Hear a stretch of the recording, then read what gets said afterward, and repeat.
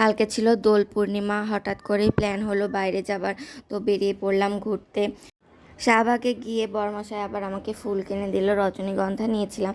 তারপর আমি, আমার সাথে আমার বোন ছিল, দুইজন মিলে ফুল নিয়ে একটু ভিডিও করলাম। তারপরে তো রাজু ভাস্কর্য থেকে গেলাম, এই তো আমার দেবর চলে এসেছিলো। আমরা রমনা মন্দিরে ঘোরাফেরা করলাম। মন্দিরে যে ভগবানের পায়ে একটু আবির দিতে যাচ্ছিলাম, তো এই যে আবির নিয়ে নিয়েছি কিছু। তারপর গোপালের পায়ে আমরা আবিরটা দেব। সবাই ঠাকুরের গায়ে একে একে আবির ছুঁয়ে নিলাম। তো এই দিন ছিল খুবই গরম, কয়েকদিন হলো ঢাকাতে খুবই গরম পড়েছে। আপনাদের এলাকাতেও কি সেম অবস্থা? তো এখানে আবির দেওয়া শেষে আমরা ফটোশ্যুট করলাম, নিজেরা একটু রং খেললাম। তো এই যে ভাইয়া সবাইকে ছবি তুলে দিচ্ছিলো, আমরাও ছবি টবি তুললাম। এই যে আমার বরমাসাইকে রঙে পুরো ডুবিয়ে দিয়েছি। তো ওখানে রমনা যে পুকুরটা ছিল, দেখলাম এটা একদম শুকিয়ে গিয়েছে। সবাই ওখানে যে দেখলাম ছবি টবি তুলছে।